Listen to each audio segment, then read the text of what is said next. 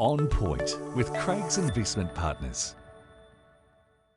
The information provided here is general in nature. It's not financial advice.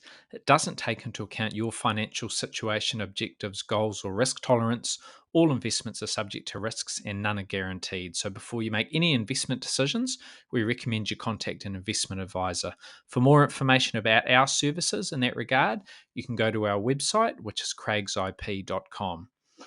Welcome to On Point. I'm Mark Lister, Investment Director at Craig's Investment Partners, and I'll be talking about a range of topics, including economics, portfolio strategy, investor education, and anything else that's happening out there in financial markets. Morning, all. I wanted to talk today about the New Zealand share market and the last few months, which have been quite difficult. So, where does that leave us as we head into the last couple of months of the year? What has been the reason for the weakness? How much of a factor have high interest rates been in terms of investor sentiment, and where might that leave us as we look ahead to 2024? I guess the last few months have been quite tough. We had a good first 7 months of the year and things were looking okay.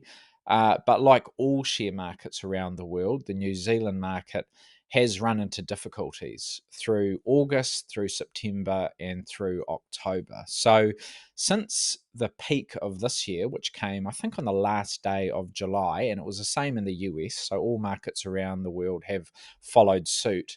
Since that last day of July, the NZX 50 has fallen about 10%. Since then. So it's now tracking just above the lows from the middle of last year, the post-COVID lows. It's obviously still well above where it fell to during the COVID period, but if you recall, the market fell quite sharply during that initial COVID outbreak. Then we saw a very strong rally through the second half of 2020. The New Zealand market peaked in the early days of 2021, January 2021 to be precise. I think it was actually the very first week of that year. And then it declined from then through to the middle of last year. And then we saw a rebound, and now we've sort of given back that rebound of the last 12 months, and we're sitting pretty close to where we got to through the middle of last year, I should say. So, when we look at year-to-date returns for 2023, the NZX 50 has now slipped into the red, into negative territory on a year-to-date basis. For a good chunk of this year, it was up, and now it's down to the tune of about 6% or so. And I find that really interesting because it will actually be our third consecutive annual decline. So the NZX 50 index was down ever so slightly in 2021, about 0.5% down, so not much at all. Then it suffered its worst year since the GFC last year, with a decline of 12% in 2022, and now we're down, 6%ish. So if we finish the year around these current levels, that will be three in a row, even though one of them was very marginal. Down is down, isn't it? And that's something we haven't seen before. In data going back to the mid 1960s, and that's as far back as I've got in terms of the New Zealand share market. It's a pretty big sample size. What's that, 55 odd years, a little bit longer. In data going back that far, we've never seen 3 years of declines. So it would be somewhat unprecedented. I guess in a way you could think, well, that probably bodes quite well for 2024, because if we headed for 3 down years in a row and we've never seen that before, then surely, it would be incredibly rare to see next year be weak as well. And even when you look at the US market, and you can get information on the US market going back much further. So looking back over the last 150 years in the US market, we've only seen twice 4 negative years in a row. One of those times was the panic of 1893, and I think what caused that period of weakness was I think wheat prices tanked, something was going down in Argentina that had an impact on the US market. The railroad sector ran into trouble.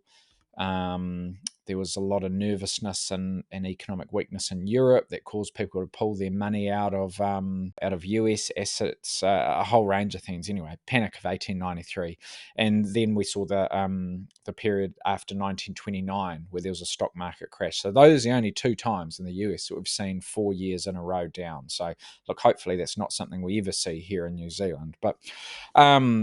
Back to the present day, and I guess the on track for the third consecutive decline, but it hasn't been a particularly sharp fall. It's more been just an annoyingly slow decline. So point to point, if you go back to the end of 2020 to today, the market is down about 18%, which is a lot. That's on par with the fall that we've seen through the housing market. Through this cycle, New Zealand house prices peaked in late 2021, and we think they bottomed out about May this year, and they've since recovered a little bit. We think that'll continue, but during that decline, that was a fall of about 18%. So the share market's sort of fallen in tandem in terms of the quantum of that slump. And that's bad, but it's not nearly as bad as some of the more difficult periods we've seen over the years, over the decades.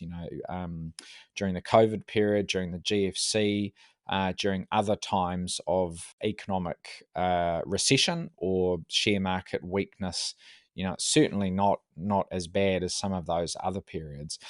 I think there are several reasons for the weakness we've seen over the last 2 or 3 years in the local market, and you can blame a lot of things. You could blame the post-COVID sort of malaise. You could blame geopolitical issues at the moment. You could blame sort of economic uncertainty. We didn't fall into recession earlier this year, but there's certainly been a slowdown. There's all sorts of things, but I think at the top of the list is interest rates. Interest rates and the rebound we've seen in interest rates from those very low levels have definitely been a major factor that has weighed on the local share market and a lot of other assets. When interest rates are low or falling, all assets tend to be priced more highly. And we saw this through the COVID period. Very low interest rates, close to zero. Share prices, house prices, businesses, antiques, classic cars, artwork, bonds, everything went up in value, didn't it?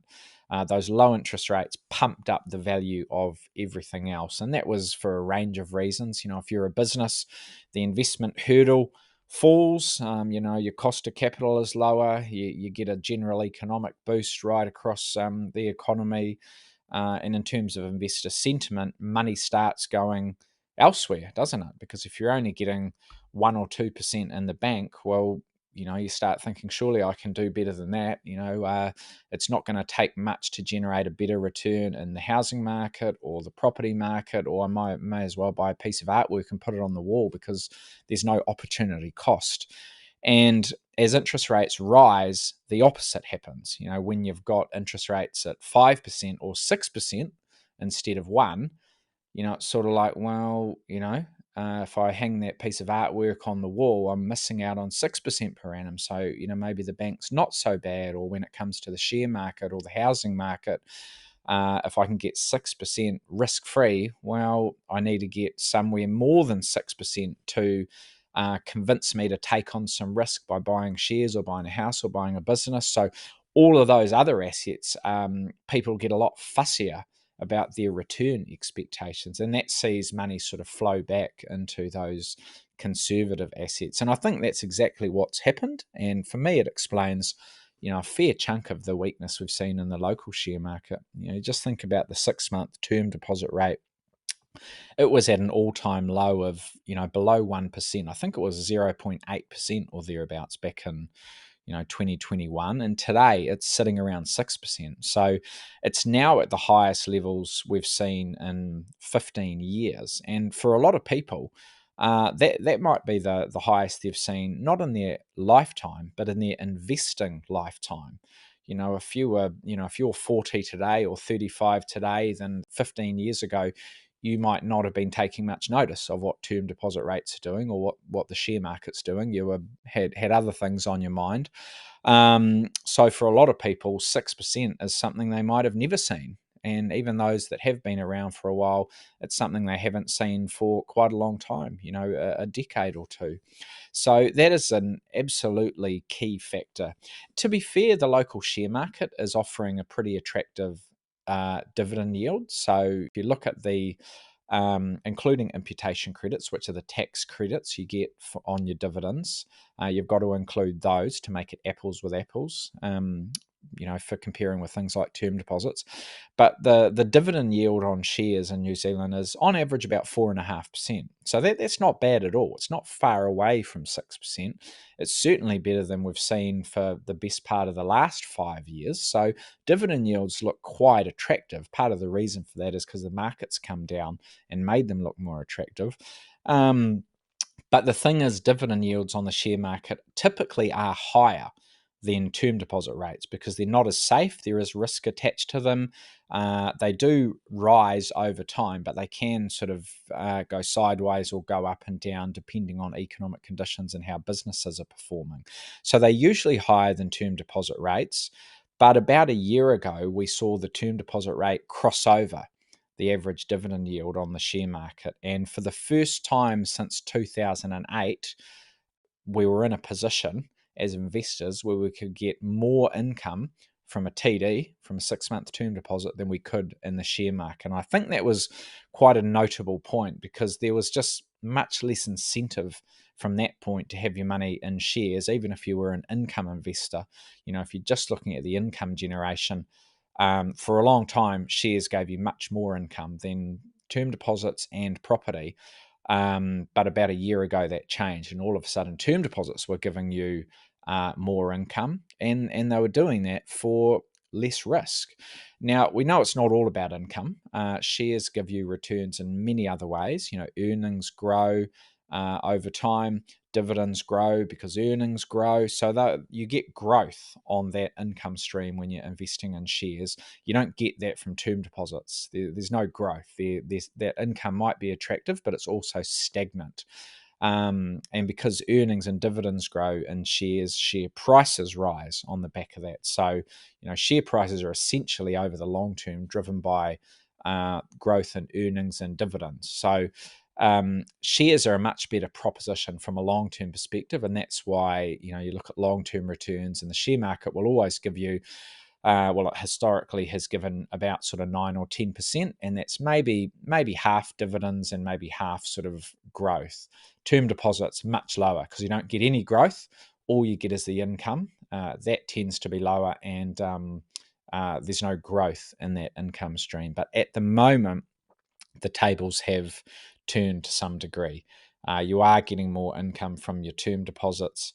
And I guess with so many risks out there, so many things to worry about, and with the ups and downs of the last 5 years that have, to be honest, people are kind of fed up with that sort of volatility and they're happy to just sit on the sidelines, get their 6%, no risk, no fees, no worries. It's a very easy thing for people to do, and been too good for people to pass up. So I think that environment has really seen money either flow out of the share market or not flow in. And I think a lot of people have just taken that path of least resistance, which is to have that money sitting on the sidelines. And we're getting paid to sit there and just watch and wait, and we'll reevaluate later. But for now, those are pretty attractive returns. They might not last forever. Term deposits do closely mirror what you're seeing with central bank interest rates, such as the OCR, the official cash rate here in New Zealand. And the Reserve Bank looks pretty much on hold. They last increased the OCR back in May. They increased it to 5.5%, so that's the highest since '08, I think. And they've been on hold since May. And what are we now? Sort of knocking on the door of November, or by the time you hear this, we'll be in November. So, a good 5 months they've been on hold. And my suspicion is that they are probably done. The OCR is probably as high as it will go. I could be wrong, but that is my guess. Having said that, the Reserve Bank has gone to a lot of trouble to remind everyone that there aren't any cuts coming anytime soon. Their last forecast set, which came out in August, suggested that the first cut will come no earlier than either very late next year or more likely in early 2025. So what they have been trying to remind the market of is that interest rates will be higher for longer. That has been the message. The message has been, yep, we're on hold, but don't get excited about things going down anytime soon. Interest rates will probably be higher for longer. And they've done that very deliberately because they don't want financial markets or investors or consumers or borrowers to start getting excited about rate cuts on the horizon, because that would obviously counteract what the Reserve Bank is trying to achieve. They want monetary conditions to be tighter. They want it to be a more difficult environment for us as borrowers, as consumers, because they're trying to orchestrate a slowdown in demand to get inflation under control. So even if they did sort of, behind the scenes talk about the prospect of, maybe there could be a cut earlier than that, they're certainly not going to tell us about it, because that is a key piece of their toolkit is to convince people that rates will be high for a long period. So keep that in mind. But, things could change. If we experienced a bout of economic weakness, if inflation came down faster than expected, any central bank, including ours, absolutely reserves the right to change its mind. So there is a scenario where interest rates could fall further, or earlier, I should say, than what those Reserve Bank forecasts are suggesting. And at least two economists out there, one international economist and from across the Tasman, and at least one from the big four banks, do see the first OCR cut coming sooner, in the first half of 24, actually, first half of next year. And those two economists also have end of year forecasts for next year that have the OCR in the sort of the low fours, which will be quite a bit below where we're at today, 5.5. So that's a contrarian view. It's one that is not sort of widely held by everyone else, but it is a view and it's a valid one. So look, don't rule it out. It is possible. For that to prove correct, we'd probably need to see inflation keep coming down. We'd need to see the labour market ease further, and we'd need to see the economy slow and weaken. And all those things are possible. Or you might see an accident somewhere in the world as somebody buckles under the pressure of these high interest rates, these high bond yields. Historically, you look back through time, and every time interest rates go up quite rapidly, something goes wrong somewhere. It's always really difficult to pinpoint who it will be or where it will be or what will cause it, but there'll be someone out there somewhere in the world, a sector or a region or an asset class that will be really doing it tough against the backdrop of these high borrowing costs, high bond yields. And if that pressure continues, something could go wrong somewhere, and you get that sort of economic accident or market accident that could.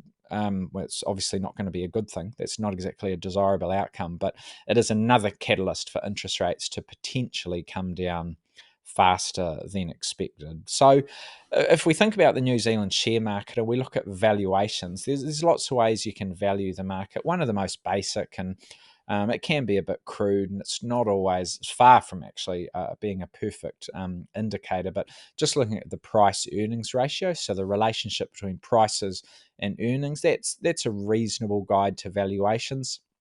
If we use that basis, then the local share market is about 8 or 10% cheaper than its 10-year average. So compared to where it's typically traded over the last decade, it's cheap. It's about 8 or 10% cheaper. And if we compare it to its peak in terms of expensiveness that came in 2020, it's down about 30%. So the market is better value than it has been for some time. However, the obvious counter argument to that is to say, well, hang on, interest rates have been very low over that period, and now they're at the highest levels we've seen in 15 years. So we've got to take that into account, and that's absolutely valid too. While the share market is reasonable value compared to its own history, compared to where bond yields are at, compared to term deposits, compared to corporate bonds, compared to fixed income, government bonds, the OCR, whatever, the market is still looking a little bit on the pricey side. So I think that's why you're seeing this investor behavior cause people to just sit on the sidelines and take that path of least resistance. And to shake off that sort of uncertainty, that apathy from investors, I think we probably need to see a shift in the interest rate outlook. Doesn't mean we need to see cuts. The market always looks ahead. Share markets and investors are always looking ahead 6 months, 12 months. So you don't need to see a cut. You probably just need to see cuts or changes on the horizon. So you need to see either the economic data get to a point where we all start thinking, right, well, the Reserve Bank will be encouraged by this, and their next move will probably be down, and that might come, within 6 months or whatever. Or you need to start to see some of those cracks appear in terms of the resilience of the global economy, and you need to start getting people thinking about support that might be on the horizon. So always difficult to know what the path will look like. Will we get that soft landing, which we're all hoping for, or will something go wrong somewhere and interest rates and inflation and demand will come down for those reasons? And you never know, but I think it is an inevitability that you will see interest rates come down from these current elevated levels, and that's probably something that needs to happen for the market to find its favor again. I just wanted to finish with a few positives, because it is certainly not all bad out there. It never is. We tend to focus on the negative. The media tends to focus on the what could go wrongs, because that's what sort of gets clicks. But it's not all terrible out there. So I found it pretty easy this morning to come up with 5 reasons why we actually could see a little bit of a rebound after a tough period for markets. First one, earnings has been better than expected internationally. We're in the thick of the international reporting season. Most companies, 3/4, have announced results that are ahead of expectations. And in comparison to forecasts from analysts, which were expecting aggregate earnings in the US, that is, to be down from the same quarter a year ago, we're actually seeing earnings track 2 or 3% higher. So earnings have been a little bit better than expected, and certainly don't look terrible. Second one is that inflation does continue to come down. In New Zealand, we're now in the 5s. We thought we'd only be in the 6s by this point, low 6s, but we're now in the mid 5s. That's good, 5.6%. Long may that continue. In the US, the core PCE, which is an inflation measure that the Federal Reserve follows very closely, that's come right down to 3.7. Still higher than it should be, but it's the lowest since May 2021, 2.5 years ago. So very much on the right track there. European inflation has more than halved from being above 10. I think it peaked at 10.6% at one point last year. It's down to 4.3. So again, moving in the right direction. And I think many central banks are probably done on the back of that. In New Zealand, the Reserve Bank to me looks to be on hold. The Federal Reserve, I believe, is on hold. In Europe, in the UK, there's a good chance they are also on hold. Not so much in Australia. I think they're probably one of the few central banks that still has a bit of work to do, but many of them are at the top of the hill, which is a positive. Sentiment. Investor sentiment. There's a really interesting survey in the United States, the AAII survey. What does that stand for? All American Individual Investors Association, I think. Anyway, that's a weekly survey. It's been going since the 80s, so got a really long history. And sentiment is at the lowest we've seen in 5 or 6 months. So, that's usually a good indicator. When people start getting quite negative, that usually tells you might be at a point where value has emerged. So, always good to buy when sentiment is low, rather than when it's high and everyone's optimistic. So that's maybe a positive indicator. And also seasonality. August, September, October, typically pretty difficult months for global shares. But when you look back to 1945 in the United States, the 2 best months of the year are November and December. And we're just at the start of November. So those 2 months have the highest average return of all of the months, and they have the best hit rate of being up more often than any other month. So with a bit of luck, I'm not saying all of those things mean we're off to the races and the markets are heading for fresh highs, but hopefully it does give us a little bit of optimism that the end of the year could be a bit stronger than we've seen over the last couple of months, because we have got a lot of caution and a lot of negativity out there, and it would be fantastic if we could just have a bit more stability as we head into Christmas. All right, thanks for listening, team. We'll close off there and we'll talk again soon.